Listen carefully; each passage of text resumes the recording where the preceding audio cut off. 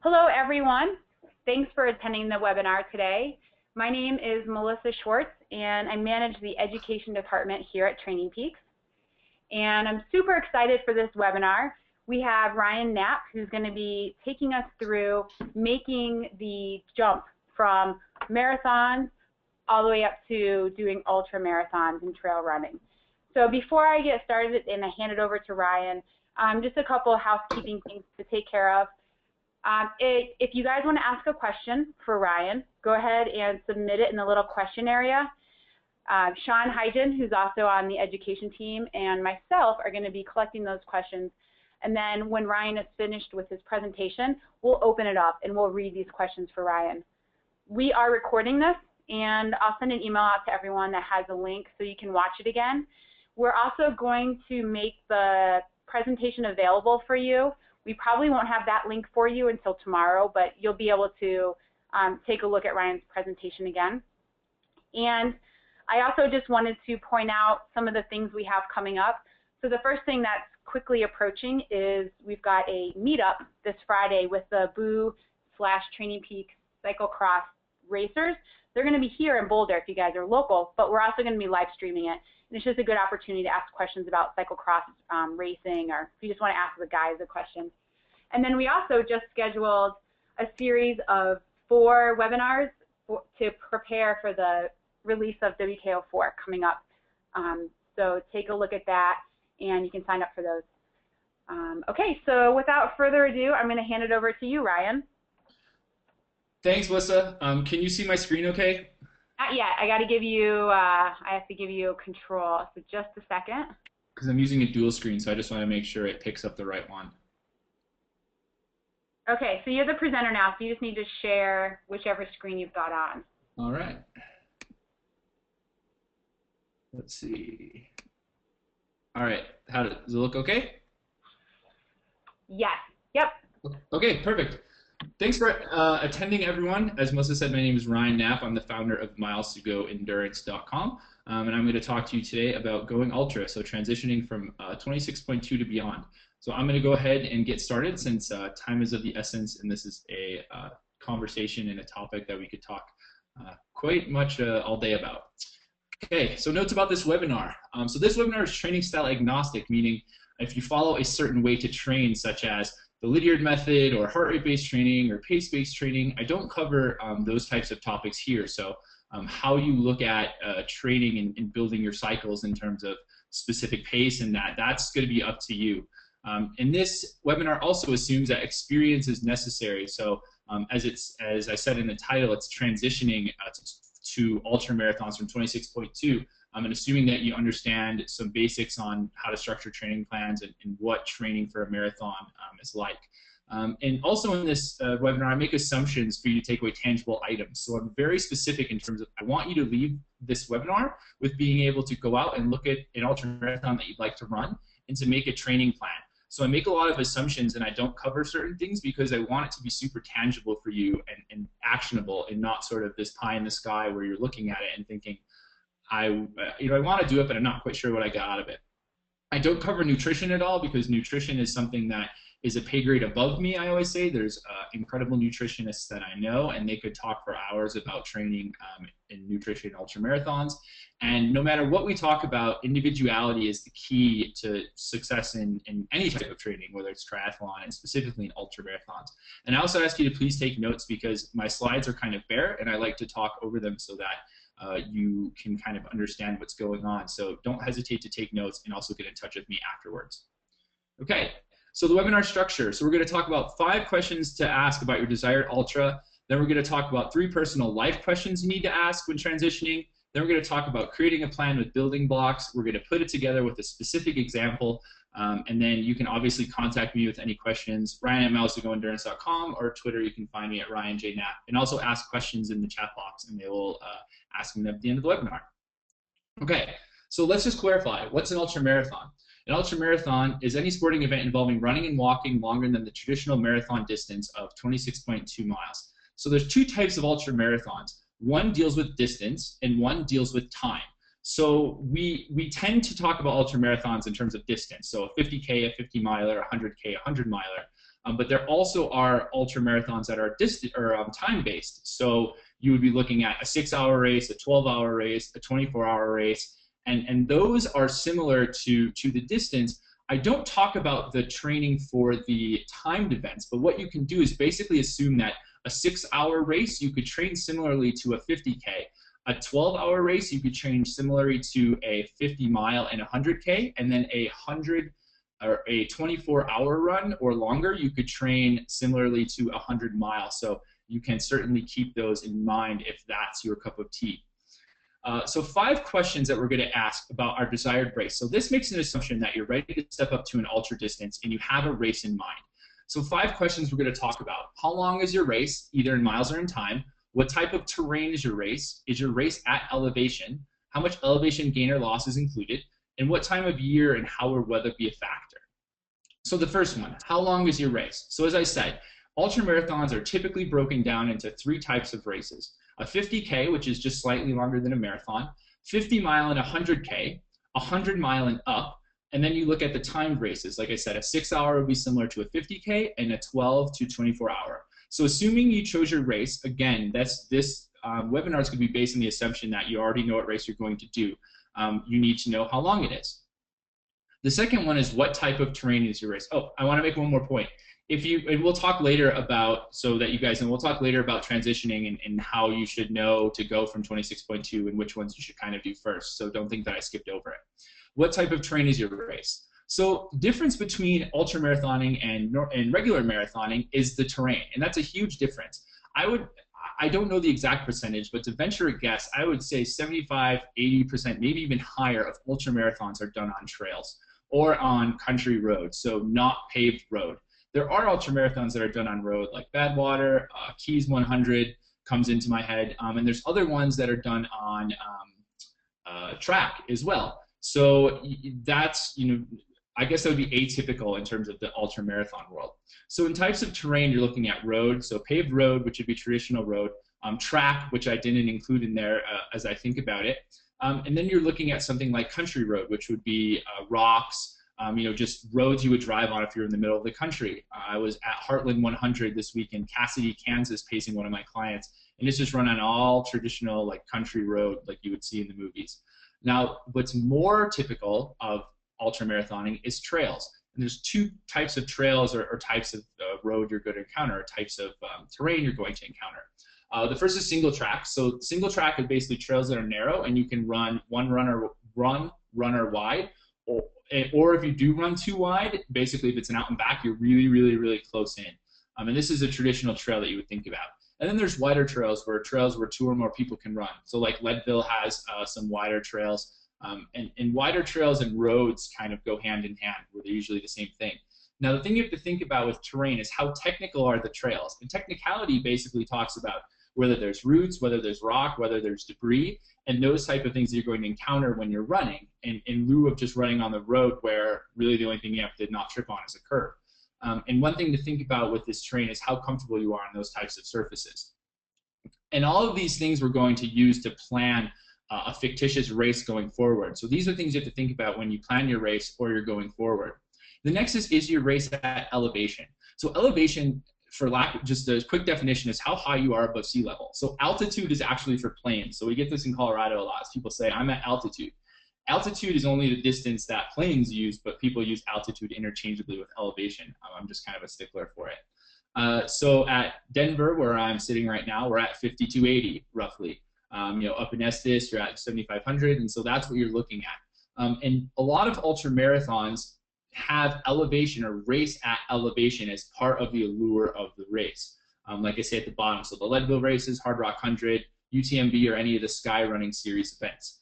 And elevation is important to know because the higher you are above sea level, the less oxygen that is basically available for your body to utilize, based on things that I don't want to explain because it will just take time up.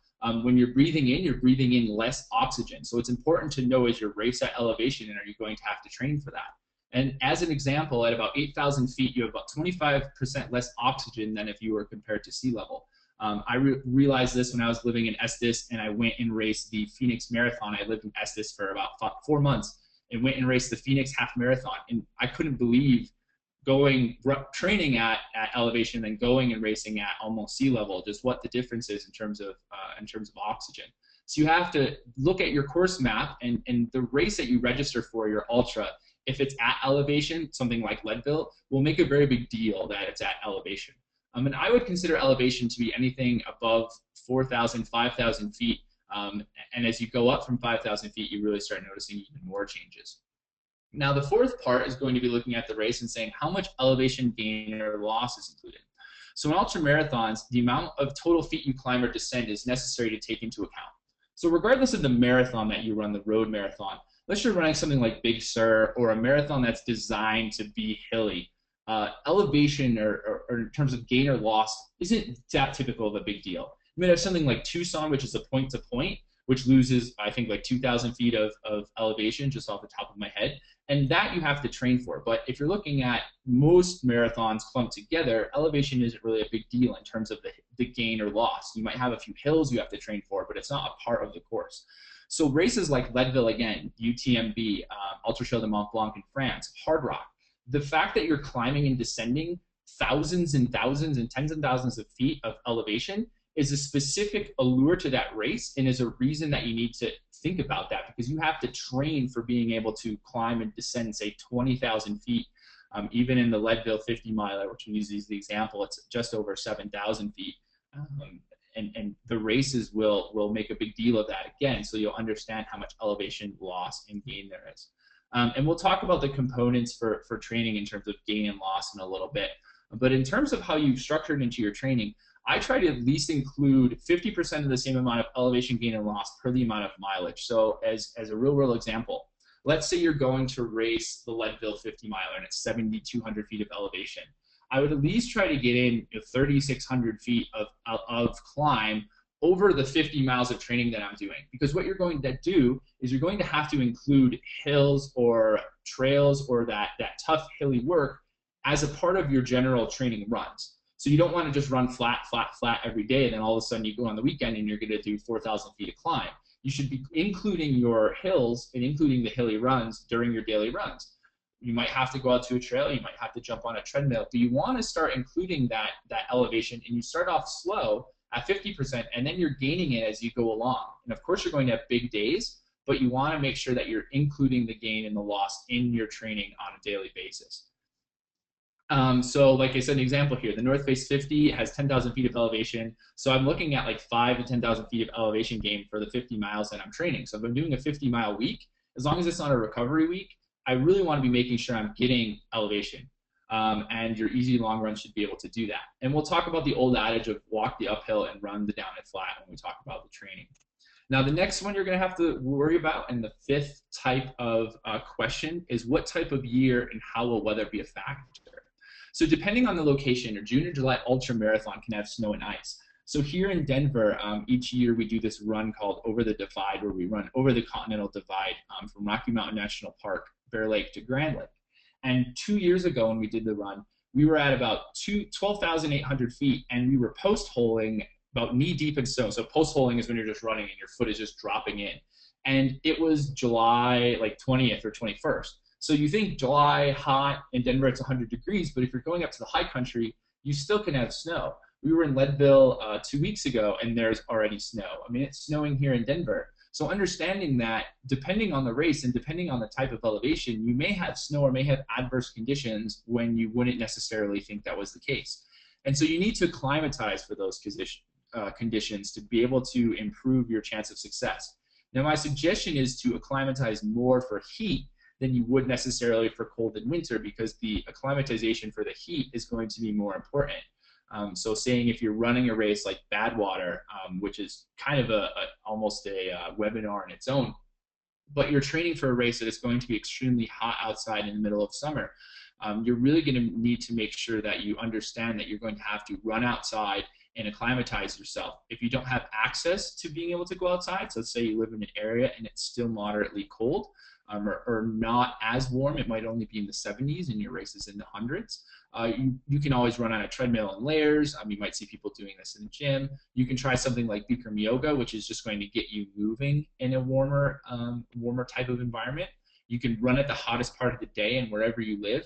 You can even sit in a hot sauna. I have to say sauna because my girlfriend is from the Upper Peninsula, and if I said sauna, she might disown me. So sitting in a sauna and just putting it up to 120, 130 degrees, and you'd be surprised. You might think you can do it, but trust me, the first time I went to the UP and sat in a sauna at 120 degrees, after about 5 minutes, my mind basically told my body I was going to die.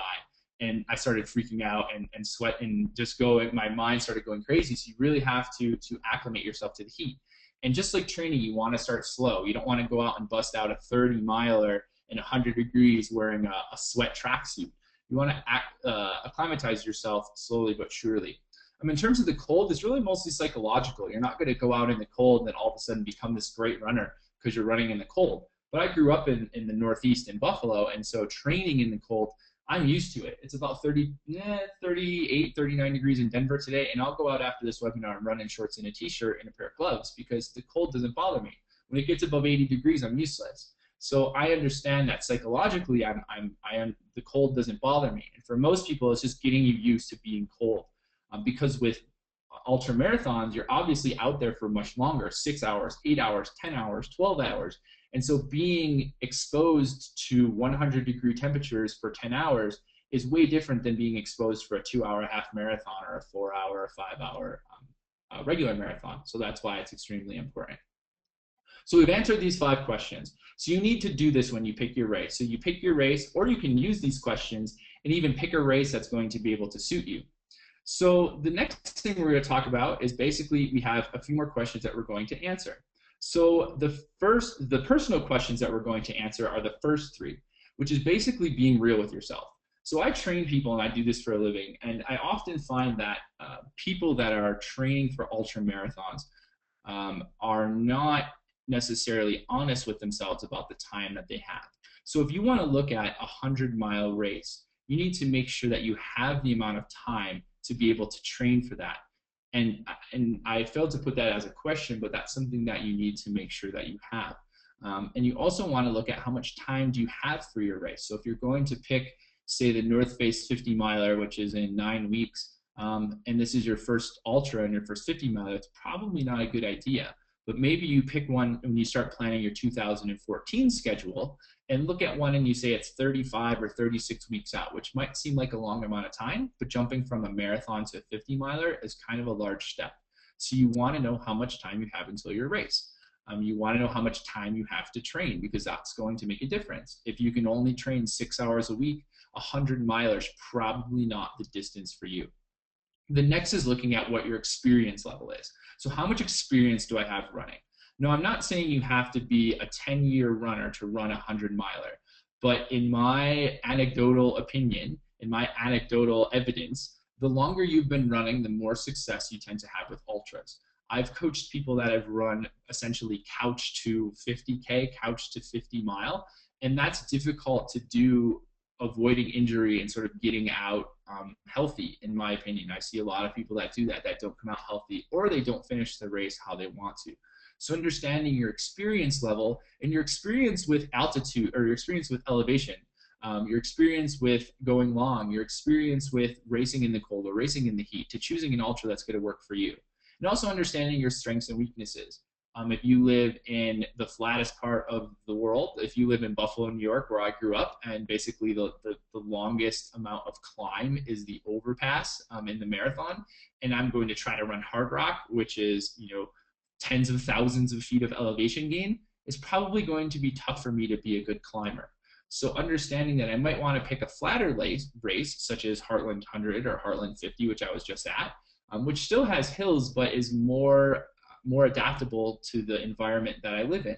Because if you have to drive 2 hours to get some climb, and then you have to figure that out with a wife or kids or school or work, it's going to become difficult. So I try to encourage people to find an ultra that they're going to be successful at, especially for your first few. And then if you get a few under your belt, you can say, okay, now I'm going to step up and I'm going to try to do a more difficult one, maybe with elevation, and you're going to then be on the treadmill or being able to do it a little bit differently, your training, because you could hit the treadmill, hit the gym, and sort of strengthen those legs to be able to help you do that. So understanding what your strengths and your weaknesses are, also in terms of the weather and the 5 questions we asked before. Okay, So now we have these questions, right? So we understand these 5 questions, which you should take your race and figure out these answers. Again, this is all actionable. So this is what I want you to do when you're planning for your ultramarathon, okay? We have the 3 personal questions, and also I'd add in the 4th, which is how much time do you personally have to be able to train? Now, once you know these things, and this is where we're going to kind of spend a little bit of time to talk, we're going to look at these different building blocks to construct a training plan. So the first one we're going to talk about is mileage and time on feet, which is training volume, okay? The second one we're going to talk about is the long run, because the long run is very important in ultra marathon training, obviously because you're going much longer than you would in a marathon. And for most marathon programs, off the top of my head, the long run is a staple of the week. You're upping your long run 16, 17, 18 miles. So it's the same in ultra marathoning, where that long run or long runs, as we'll see, is important. We just want to make sure that that's a cornerstone of the program. The other thing we'll talk about is proper training cycles, so rest and recovery. Recovery is kind of the dirty word for ultra marathoners, but we need to make sure that we're giving ourselves ample time to train, ample time to make ourselves better, but also ample time to recover to make sure that our training is as successful as it can be. We'll also talk about some crucial types of workouts, as I see a typo there, which will basically have a discussion about speed and base, so what you should be focusing on, hills, and then we'll talk about basic strength, flexibility, and stability. And then after that section, I will go through a fictitious person, give you kind of an example of what I would do, and then we should be ready for questions by then. Okay, so now we have all of these questions. We have the 5 questions asked about the race. We have the personal questions. So now our goal, and so my goal as a coach, and this is how I want you guys to think, because if you coach yourself, you are a coach. You're a coach of one. Is you have all of these puzzle pieces, and it might seem a little cliche. This is quite a real explanation of what I do. Is I understand you want to do a 50-miler, you have a wife and kids, you have about 8 hours of training a week, you live on a flat court, you live where it's flat. And so I need to take all of these things, write them down, sort of step back from 30,000 feet like this puzzle, stand over top of it and say, okay, now I understand the parts. Now I have to get you to your goal. And now you have to get yourself to your goal. So how are we going to do that? And we're going to use these building blocks, the 5 things here, and there's also some that I left out as well in terms of nutrition, in terms of gear. Those are kind of on the side, but using these 5 building blocks and also some others that we just won't have time to talk about to make the best plan for you. So let's jump in. Okay, so mileage and time on feet. So there's no better predictor of success than training volume and consistency. So consistency trumps volume, in my opinion, and here's what I mean about that. If you have, let's say you want to train for a 50-miler, and you can run consistently 1 hour, 6 days a week, or someone can run two times a week for 3 hours, the person that's going to have the most success, regardless of the fact they didn't go long, in my opinion, is the person that's run 6 times for 1 hour versus 2 times for 3 hours. And here's the reason why. Well, it might seem like that if you run long, that's the only thing that matters. If you're consistent in your training, your body's going to be able to build itself up better than if you're just missing workouts, and then trying to throw a 30-miler in, because you're not going to have that success. Now, ideally, what would happen is that person that has 6 days but only an hour would be able to find time to lump in some back-to-back runs, which we'll talk about, to make their training successful. But you need to be consistent as an ultramarathoner, and you need to more than likely put in an extra day or 2 of running. And that doesn't mean you're going to be putting in an extra 5 or 6 hours on those days. It means that you're just getting the time on your feet. And it even could be walking, as we'll talk about. Walking is such a big part of ultramarathoning that it could be just going on a walk. If I have a long run myself and the next day, so for instance, to give examples, again, to be concrete, I paced 25 miles of Chris, one of my athletes, 100-miler this weekend. And when I came home to Denver yesterday, I was pretty sore. And so instead of running, I just went out and put 30 minutes on my feet with Molly, my border collie. I just took her for a walk. I wanted that time on my feet, even if I'm walking, just to be able to have that time on my feet, because I believe that's important. And it's just being consistent. So every day my body knows, okay, I'm going to go ahead and I'm going to do this. Now, in terms of what mileage you should be looking at before you're attempting an ultra, in my opinion, it's beneficial to be running about 30 to 50 miles per week before attempting an ultra. Can you do it on less? Again, as I said, first off, there's individuality is key. So I coach a girl that basically took herself from 5K to 50K. Do I recommend that? No. Do people have goals that they want to achieve in life and thus decide to take on very large challenges? Yes. So in a perfect world, you would be running about that mileage. And even I would add in the fact that you should just be consistent. If you're consistently doing 20 miles or 30 miles, I would rather have someone consistently doing 30 than sporadically doing 50. So 50, then they're running 10, then they run 40. Then I would rather have someone being consistent, because that means when I up their mileage and when you up your mileage, you're going to be able to handle it a lot better because your body is used to that consistent type of effort and that consistent type of stress that it's going to take. Now, training for an ultra, it's tough for me to say exactly the base mileage you want to use. I don't like to look at plans that are one size fits all, because I just don't think that they're great. And I like when athletes look at a one size fits all plan. What I think they do is provide a good sort of outline. And that's what my goal is here, is to provide you an outline, and then you need to tweak it based on your individual purposes. So for that in mind, I'd like to use the base of about 50 to 70 miles, miles per hour, miles per week, in terms of what you should be doing and using as the base of training. So we're just going to lump all ultra marathons into this group and say 50 to 70 miles per week is what we want to look at. Now, I train a few ultra marathoners on less mileage than that. But when I train them on less mileage, I'm also training them more consistent. So if someone has 6 days and they only have 45 minutes or an hour, I'm going to run them almost every day. I'm going to also give them strength too, because strength can help make you stronger if you don't have that time. But you really need, it's not like these run less, run faster plans where you can run an ultra marathon on 2 days a week. My advice is get that out of your head. They're realizing that consistency is going to trump volume, but volume is extremely important and a predictor on success for ultra marathoning if you can stay healthy. So 50 to 70 miles per week. So if you were training for a 50K, you could obviously train on the lower end of that mileage. Again, this webinar assumes that you have success and you have experience in the marathon distance. So in my opinion, you could get away with, you could be successful at an ultra marathon distance at a 50K with the mileage that you use for your marathon, upping it a little bit with your longer runs, which we'll talk about in a minute. But you could be fairly successful with your marathoning distance and marathon plan. So on the lower end of 50 to 70 miles per week, and even on the lower end of 40 or 35, I think it's definitely doable if that's all the time that you have. If that's the time that you're giving you and you have more time, then I would recommend running a little bit longer. So 50 mile to 100K is sort of right in the middle of 50 to 70 miles per week. So again, these are sort of grouped three ways. There's 50K, there's 50 mile and 100K, and 100 mile. And those are more than likely the race distances that you'll find. Going over to Europe, you'll tend to find more random race distances like 80K, things along those lines, which is really close to 50 mile. But this, if you find a 55 miler, it's the same as a 50 miler, or as a 50 miler. If you find 110K, it's 6 miles difference than 100K. So you're looking at plans that are very similar. For a 100 miler, you're really looking at putting in the top end of 70 miles per week. And this depends also on your experience.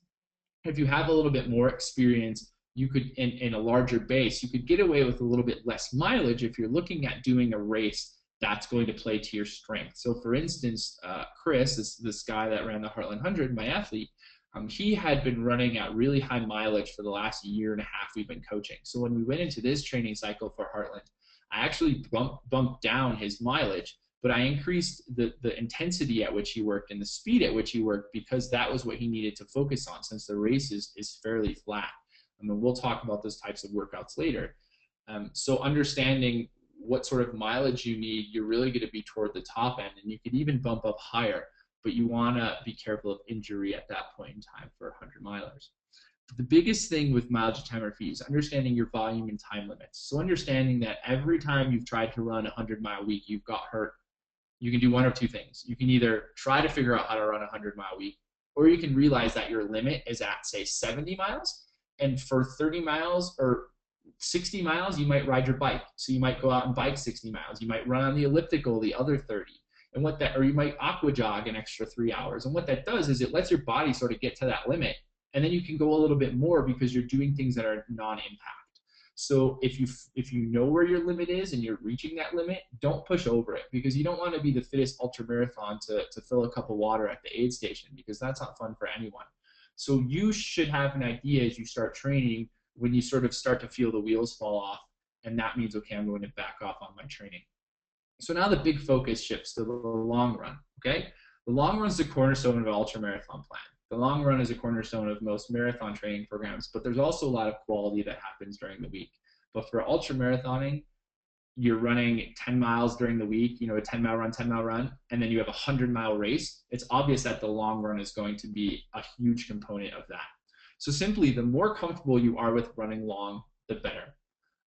The closer you can run to the distance of the race with having comfort, the better you are, the better off you're going to be. If you have a 50K and every time you get over 15 miles, you start getting very winded and very tired, you're probably not going to have as much success as someone that's comfortable with running a 20-miler or a 25-miler.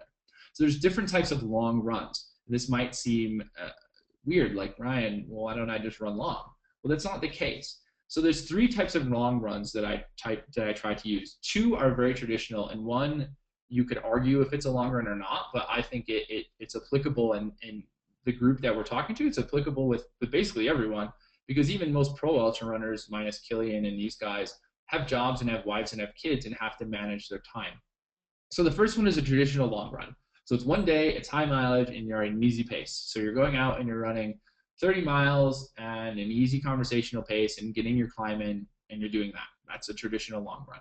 The second type of long run, which is specific to ultra marathoning, and some people use it in marathoning, but specific to ultras, in my opinion, is back-to-back. So this means you're doing consecutive days.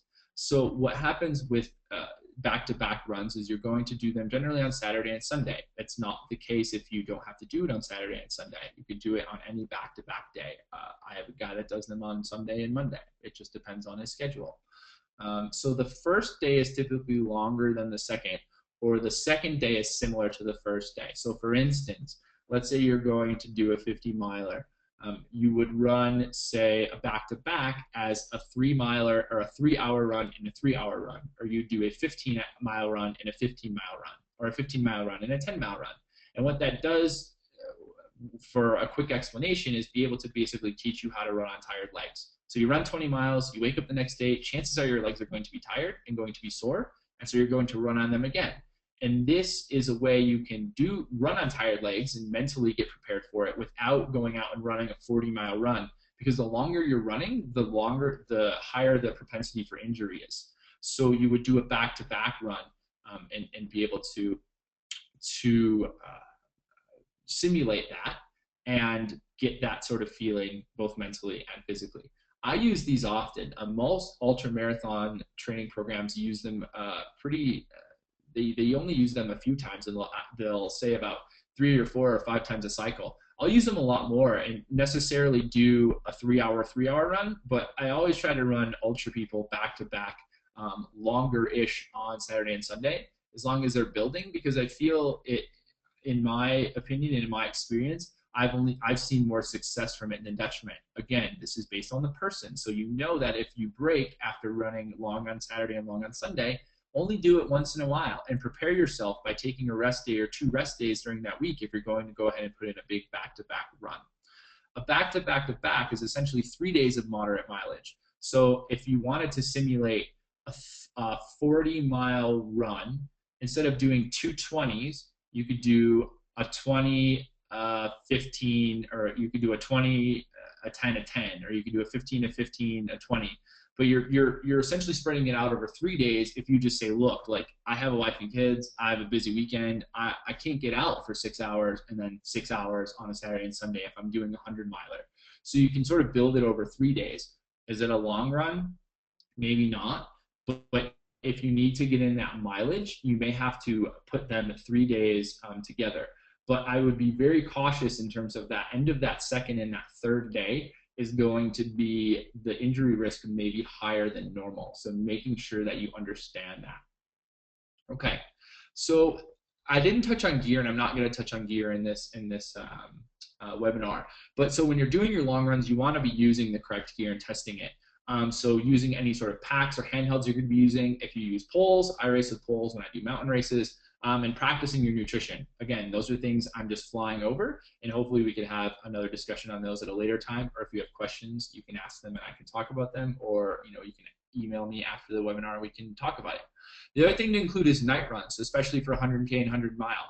You're going to be running at night. You're going to be running when you're tired. You're going to be running and it's 18 hours in, and you're going to be pretty exhausted. A guy this weekend said, "Oh, I fell asleep basically when I was running," and yeah, like that can happen.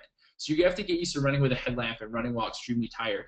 And some of my runners will wake up at midnight and they'll go out and run through the night a 6-hour run because they want to get their body to be able to do that. If you do that, please be safe. Make sure you tell someone where you're going and make sure that you pick a route that you know very well. So how long is long enough for specific distances? So a 50K, so I would say to get in as many as 16 to 22 milers and up to a 25 to 27 milers several weeks before a race. So you should be comfortable with running 20 miles as a long run. That should feel good. A 50 miler, 100K, you want to sit about 20 to 25 milers with 1 or 2 50Ks thrown in there. This is when you want to do back-to-backs as well, and I didn't put it in for the 50 mile and 100K. So let me take a step back. For 50Ks, I don't think back-to-backs are necessary. For 50 mile and 100K, back-to-backs are necessary, and I would do them basically at how you feel. If you can survive back-to-backs, great, and you can do them often if you want to. Not every week, but more often than someone that might not be able to. So you should be able to be easily comfortable with going out for 25 milers, race a couple 50Ks, and then also do some, say, 20 to 25 miler, or 20 say the first day, and then a 20 mile or a 15 mile the next day, so it's getting you up to almost 40 miles or 35 miles. And then the next is for 100 mile. So for 100 mile, you can run one of 3 50Ks as well as 50 mile or 100K as part of training. So you're thinking of training over multiple seasons. So your 100 mile, you're really looking at doing some 50Ks as a training. You're looking at doing 50 mile and 100K as part of your training. So you're planning these races in between there, and you're also doing back-to-backs. But you want to look at your training over multiple seasons. So you would, let's say you're going to run 100 mile, you'd race a 50 mile race as part of a full training cycle, and then you can come off of that and start training for that 100 mile training cycle. And you're looking at 20 to 24 weeks when you're looking at training for these races. So if I raced a 50 and then I wanted to jump to 100, I would take 20 or 24 weeks to be able to go ahead and do that. So proper training is important. So I'll talk about this quickly. So basically what happens is when you have a baseline fitness where you are, and so when you train, when you train, you give yourself a stimulus, you give yourself a stress. So you drop down below your baseline fitness, and then you recover and you come above your baseline fitness. And so you're always doing this stair-step approach. So you need to make sure that you're recovering after your training. So I'm not going to give specific examples about, this is a 16-week plan, this is a 20-week plan. But basically you're looking at 3 weeks on, 1 week off, or 2 weeks on, 1 week off of training. So this is just a super quick thing that I just threw together. So you might do the first week, which has the recovery run, the first week, the second week, and then the third week you would dial back your mileage. So you dial back your long runs, and you might also throw in some fartleks as well. Jeff, who I learned a lot of this training from, he loves to throw in recovery, for recovery weeks, likes to throw in a little bit of speed as well, and sort of wake the legs up. So you're just going to be building your mileage, and then you drop it. Some drop it as much as 50%, some drop it 25%, 20%. You're going to drop it to give yourself time to recover. That includes dropping it across the board. So you might drop a specific run. You're going to drop your long run for sure. And like I said, you might throw in a fartlek or a different type of workout to give yourself a different look. So crucial types of workouts. So speed versus endurance. So there's a big discussion in the ultra community between whether I should train to run fast or whether I should train to run long. What I think about first is building the base or volume. So that's the most specific part of training. So running 100 miles, it's important to be able to run 100 miles, not necessarily run 100 miles fast, because you need to learn how to build that base. After the first couple, then I think you can focus more on the speed side, and also depending on the type of race. For instance, again, I bring up Heartland 100 with Chris. I focused on his base last year. We did like all base, pretty much up to most of the race. And then we went more to speed this year because he was able to do it. So speed and faster runs should be built into the program toward the end of the training, and also on recovery weeks if you have time. Like I said, you can throw in a fartlek in place of a normal easy run just to give your body a little bit of chance to do something different. And you need to understand how you adapt. If you train for speed and you break, then don't train for speed, or train for speed a different way, possibly by doing some more hills. And like I said, I focus on base and provide speed if the base is there, and depending on the mental state of the athlete. So sometimes people just need to run a little bit faster. So hills, my race has tons of elevation, help. So you need to work us on climbing and descending for hills. So more runners blow up their quads in the descent than spend their legs climbing. So runners coming flying down the hill to sort of all over the place, and they're smashing their legs, smashing your legs. You're going to trash your quads more often than not that I've seen than people climbing the hills. So you're going to make sure to focus on treadmill running and hill descent. So you're actually descending the hill instead of doing hill repeats up. You can do the hill repeat up, and then you're going to descend down fast and descend under control and learn how to run downhill. If you don't have hills, you can strengthen your legs in the weight room. Now, to deal with elevation in terms of climbing hills, it's best to train in the humidity. So training in the humidity is, aside from training with a hypoxic tent, is the best way you can simulate elevation in terms of training at 10,000 feet because of similar conditions in the air. So hill training is specifically important in including your hill training in all parts of your racing. So walking. So you don't want to walk. So in marathoning, walking is sort of seen as a sign of weakness, and in anything shorter than a marathon, any type of road race. But even the best ultramarathoners in the world are going to walk or hike the steepest uphills. And you will walk in your ultra, so you need to train for it. So you're including walk running as a part of your training. The walking might seem easy, but it uses different muscles. And if you're not used to walking 10 miles and then you walk 10 miles, even if you could run 30, you're going to feel walking 10 miles because it's just a different gait. It's a different gait pattern, and it's a different way that your body's functioning. So what my recommendation is including walking in your training. So if you know it's going to be a tough 50 miler, or it's going to be something that has a lot of hills, you're obviously going to be walking the uphills. This is the old adage: walk the uphills and run the downs and flats. If you can see the top of the hill, start running. So if you can see the crest of it and you can see over the top of the hill, it's okay to run. If you can't see over the top of it, then the suggestion is to go ahead and walk it. And you can also include walk-run intervals for the entire race. So when I went into the Leadville 50 this year, I was pretty undertrained. And so I told myself, okay, I'm going to run 20 minutes and I'm going to walk 5. And regardless of where I was on the race course, I walked 20 minutes, or I ran 20 minutes and I walked 5 minutes. The guy that set the record at Heartland in 14 hours for a 100-miler ran 28 and walked 2. He did that for every race. He ran 28 minutes, his watch would beep, and he'd walk 2 minutes. It helps to keep your legs fresh, and it also helps you, especially if you're new into ultramarathoning, to be able to cover that distance. You could also include walk-run intervals in your longer runs. I specifically suggest doing it. And you can also even do hiking or just walking as part of your training if you want to do something a little bit different. Now, strength and flexibility. So people want to run, but why do they have to do strength? So everyone just says, I want to go out and run, and they don't want to do strength. So this is not scientific, but for the majority of runners, strength and flexibility can help you remain healthy as well as increase performance. So they've actually done studies where they've cut people's running, they've done more strength and flexibility, and they've actually found that their running economy has increased. So especially with ultramarathoning, you need to make sure that you're strong, and you need to make sure that you're able to be stable and to be flexible to the point that you need to be, because if you're putting in 50, 60, 70-mile weeks on very tough terrain, the likelihood of injury is higher. So the stronger you are, the less likely it's going to be that you're injured. So you really should be focusing on balance and stability stabilization exercises. You can even include 10, 20 minutes if your time is limited. So I'd rather have someone that has an hour and a half run an hour and 15 minutes, and then do 15 minutes of some strength and some stabilization instead of just running an hour 30, getting in their car and leaving. That they warm up, they do their run, and then they're doing some abs and some core or some ancillary stuff, because that's going to help them more than running that extra mile. So some examples, Again, I'm not going to talk about these at length because there's people that are way smarter than I am in terms of specific strength and flexibility. So yoga is fantastic for balance. I do yoga myself and subscribe it to a lot of my runners. And Jeff, the guy that sort of taught me everything I know, he is also a big proponent of it and seen success in adding yoga in.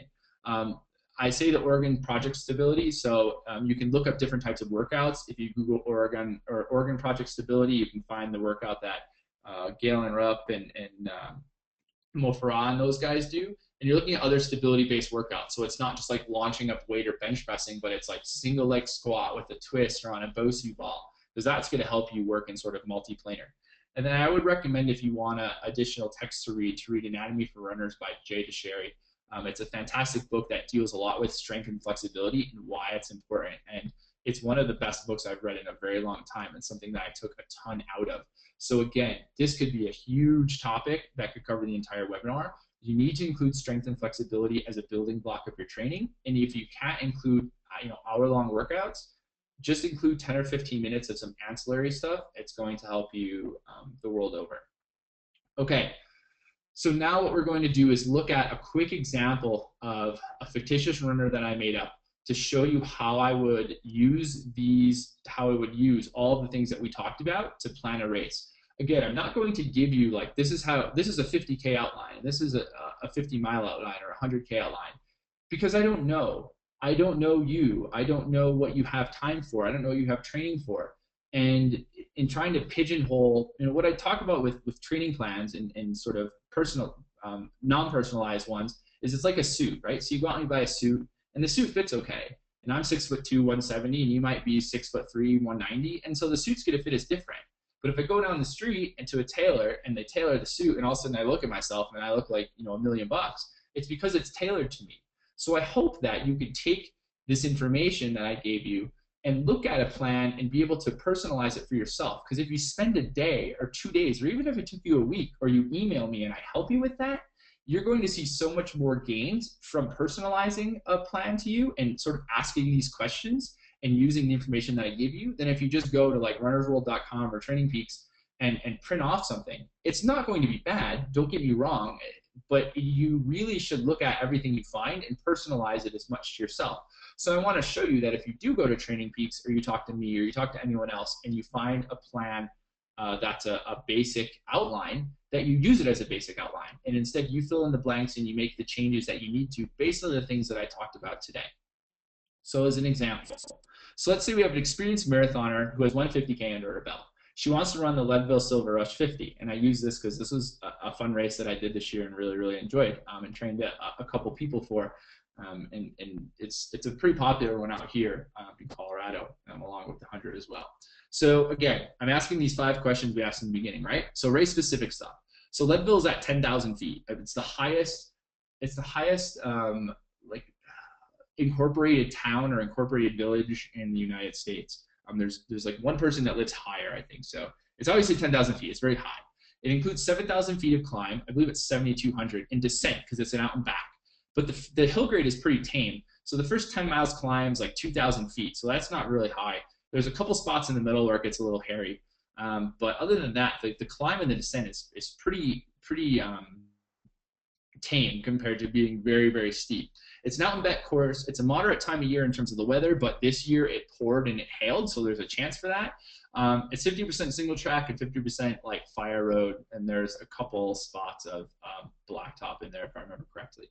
So the individual person has 24 weeks before the race. They have ample time to train. They're an experienced marathoner, and she got through her first 50K okay, and she's a good climber, but she's poor at extents, and she has limited trail experience. So let's say this is you. This is how I would go through, and this is how I'd plan a race. And this is how I'd plan a race for myself, and this is how I would plan a race if I had a new athlete come in and want me to coach them. So here's how I would do it. So you have 24 weeks. So I would look at building them 3 weeks and recovering 1. If that didn't work, I would change to building them 2 weeks and recovering 1. Again, that means I'm upping their mileage and keeping their mileage high for 2 weeks or 3 weeks, and then the next week I'm bumping them back 25, 30%. I'm including a couple of fartleks in there, something new just to give them sort of a change. And this base would also include running on hilly courses because they're going to need it, running in Leadville. And if they can run at humidity, that would be awesome, because humidity is going to help humidity is going to help simulate if they're running at altitude as close as we can. I do 3 to 4 weeks of specific hill training, focusing on downhill repeats, and I could throw those in as we go along. I'd always build in a week for sickness and personal stuff, so in case someone needs to take a week off, because that tends to happen. And I do this person as a 3-week taper, but I'd still have them sort of running longish that first week. So I'd have their longish long run be about 4 weeks out. Hopefully they could find a 50K. And I would also have them still run long that first week of taper, because with ultramarathons, we can talk about taper hopefully in a subsequent webinar, but it's still important that you get the mileage in.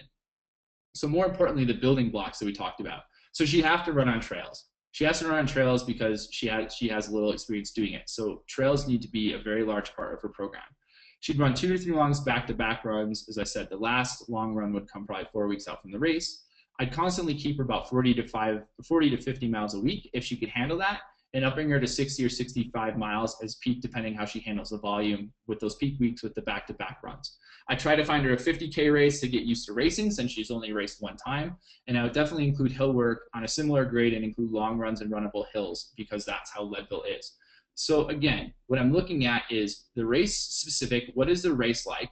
What is she like as a person? So let's actually switch this. You. What does your race look like? How are you as an individual? Okay? And then looking at how you would build out your training based on building in recovery and based on using these types of building blocks that we went in and talked about. And again, you're taking these plans and you're customizing them to themselves. And the more you think about these things and ask these types of questions, the better sort of plan you can make, and take a plan offline or create one completely yourself and be able to have the most success that you possibly can every single ultras. So to recap some kind of higher level things, your adequate mileage at 50 to 70 miles per week with less and more based on the race distance. If it's 50K, you can do less. If it's 100 mile, you probably need to do more. Your long run should be at a comfortable distance, which looks like about 60% of your total race mileage, including those back-to-back runs. You need to look at race-specific preparation, so elevation, gain, loss, time of year, terrain, including your strength and flexibility, multi-planar exercises, so side to side and even up and down to counteract that long mileage and make you strong. And you need to make sure you're building and recovering based on your volume limit. And so these are the things we talked about: the 5 questions to ask about your race, the 3 personal questions, creating a plan with those building blocks, and putting it together with an example. And I just wanted to, before we finish and turn over to questions, I just wanted to say thank you for being here. And also I just wanted to say thank you to Jeff, who may be out there listening, and sort of a guy that taught me everything I knew about training and really set me on the path to be able to do this. So it would be criminal of me to not thank him for really introducing me to ultramarathoning and sort of showing me the way in terms of training, and then giving me really a good base to build off of. And I'm finding more and more every day, but he really helped set me on the way. So thank you to him. And you can contact me with questions and feedback at ryan@milestogoendurance.com or on Twitter at ryanjknapp. And that's it for me. Great. All right. Thanks, Ryan. Yeah. So there are a couple questions. The first question is, do you have any recommendations for athletes who are just getting ready to do their first ultramarathon, and it's up at high altitude and they live at sea level? Do you have any specific recommendations for that? If you can train in humidity, train in humidity. That's kind of the easiest thing. If you want to go out, and it might sound silly, but if you want to go out and purchase an altitude tent, so the guy in the picture, if you can still see my screen, is my friend Steve Spears, and he lives in Virginia Beach and raced at Leadville and actually got one of those tents, and you can sleep in it, and it helps to acclimate you that way. But if not, if those things are not an option, I would really just focusing on having a big base and being strong and training for the race specifically. Because if you can't train for the elevation, you can't train for it. So you might as well make sure that your training is super focused, so that if you have 10,000 feet of climb, you can climb 10,000 feet without having that be an issue. Just make sure that your race preparation is super on point. And then understanding that at elevation, it's going to be tough. So you're probably going to need to dial back your pace and your effort. Keep your effort the same, and that's going to affect your pace. So let's say you're running a 10-minute mile where you are, and if you're up at Leadville, for example, and you're running on similar terrain, you're probably going to be running at like, a two-minute pace, maybe slower. So all of a sudden you go to 12-minute miles. So just keeping that in mind, that that's going to happen regardless of if you want it to or not. Okay, thanks. Another question that actually came up a couple times is, do you have any, and this is a pretty specific question, but do you have any advice or specific exercises for strengthening the ankle and flexibility aside from doing yoga? Yeah, so ankle, it's actually something that's kind of near and dear to my heart. I've done my ankle twice, my right ankle, and had a Brostrom surgery for torn ligaments. So I actually have an issue with that when I climb. My right ankle has lacks inflection. So yoga is obviously really good, like you said. You actually can look at going to a chiropractor too. So a friend of mine is a chiropractor, and they can help sort of make those joints a little bit more supple and help to break apart some of those years of just having those ankle issues.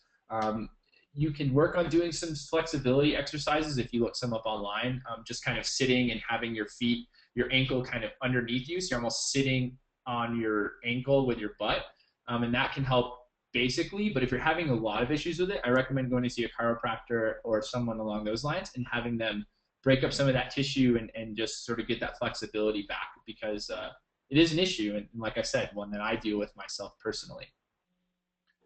Great, thank you. Yeah. So that's it for the questions today, and which is a great ending point since it's about 3 o'clock.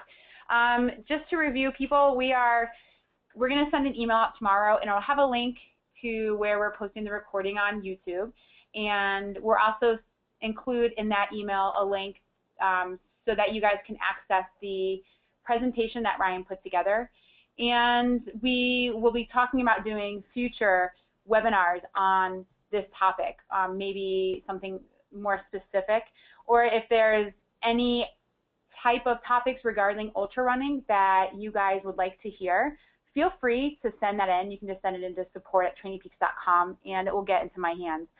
That's how we really get a good feel for the type of webinars that people want to hear. So if there's a lot of people that want to hear about something specific as far as it relates to ultramarathoning, we'd love to do that. So thank you so much, Ryan, for joining us. It was really informational. I have yet to make the bridge over to the ultramarathon, but I have some relatives that do it, and I just am totally in awe at the sport and at the just level of awesomeness that comes with it. So thank you for your time. Yeah, my pleasure. And I just want to encourage everyone, please, if you have questions, don't hesitate to email me. You can probably even find my phone number if you want to call me. But seriously, like, I'm more than happy to help. We do coaching, we have whatever, but I'm more than happy just to like answer a question if you have it. My email is right there.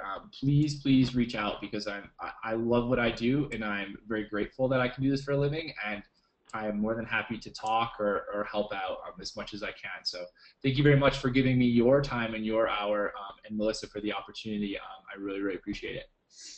All right. Thanks, everyone. Have a great day.